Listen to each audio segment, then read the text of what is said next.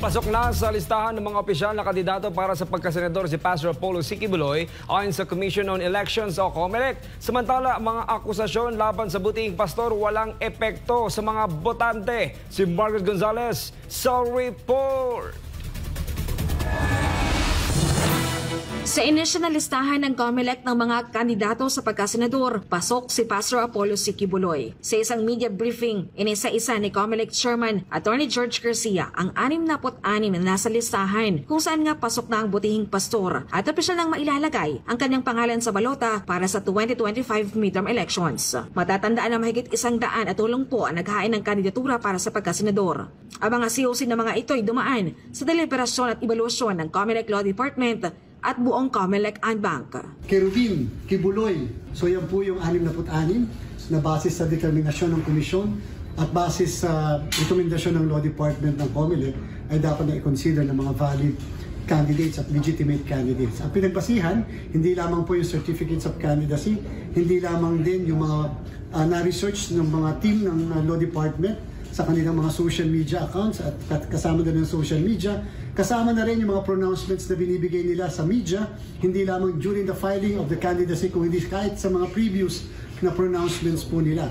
Ayon kay Garcia, ang natitirang 117 na hindi pasok sa inisyal na listahan ay idadaan pa rin sa due process bago sila ideklarang nuisance candidates. Sinabi ng Law Department na kung pwede ay aprobahan yung recommendation nila na iparaffle sa dalawang divisions ng COMELEC consistent sa desisyon ng Korte Suprema sa kaso ng Cipriano versus COMELEC na kung saan kinakailangan bigyan pa rin ng due process yung 117 out of the 183 na mga senatorial aspirants upang maipaliwanag nila kung bakit hindi sila dapat ideklara na nuisance candidates.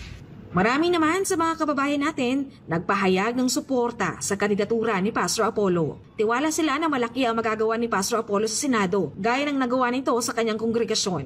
Ayon sa kanila, hindi sila naniniwala sa mga akusasyon na ibinabato sa butihing pastor. Pero we're open to supporting him. Oo naman, siyempre. Well, na kasi may layunin naman siya sa bayan. Eh.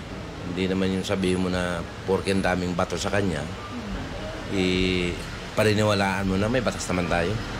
And then nakikita naman natin yung mga congressman ni Pastor. Lahat naman yun. Kahit naman sabihin mo hindi ako, Katolik ko ako. Nagbabasa naman ako yan, tinitingnan ko naman yan eh. Aanuin mo rin sila. Mayroon pa siya maniwala sa salita eh. Eh, yun naman yan, kahit naman sabihin mong ang daming ang binabato sa kanya, pero mayroon pa rin paniwalaan. I-prove nilang guilty. Yun lang.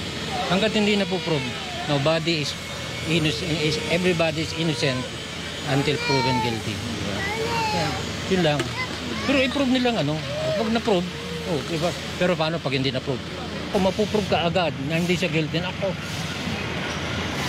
maglalandslide lang. Huwag na natin uhusgahan yung isang tao pagka porket hindi pa natin alam ang totoo. Pwede yung masuportahan si Pastor Quiboloy? Pwede po. Naniniwala naman po ako na mabuti siyang tao eh. Pero bukas ka na suportahan siya. Oo naman. Bakit? Duterte yan, di ba? Kaya yun ang bubuti. Pati sa internet space, bumuhos ang suporta kay Pastor Apollo Quiboloy sa social media. Samantala sa huling araw ng pasahan ng petisyon laban sa mga nuisance candidate, ayon sa COMELEC, 8 po ang naghain ng petisyon sa local level, habang 2 naman sa national positions. Ang nuisance candidates ay tinuturing na pampagulo lang at wala talagang intensyon na tumakbo sa eleksyon. May isang klase pa po talaga na isang nuisance candidate na yung gusto lang magpasikat, gusto lang makita sa TV at magkain ng COC, tapos na, wala na po siyang gagawin. May isa pa rin pong klase, tingin namin yung mas masama, na naghain ng COC o inutusang maghain ng COC ng ilang kandidato ng purpose niyan, magnakaw ng boto. Sa paanong paraan? Lilituhin yung ating mga kababayan. Katunog, kapareho, halos katulad ng spelling ng pangalan ng isang lehitimong kandidato. Ang mga petisyon laban sa mga nuisance candidate ay agad na re-resolbahin ng komisyon. Una po sa lahat, ito po'y kaso, no? So ito po'y diringgin ng COMELEC. Maari po itong magdepende dun sa dalawang division. At tatandaan po natin, may commitment naman po si Chairman Garcia na tatapusin ang lahat ng ganitong kaso sa division level by October.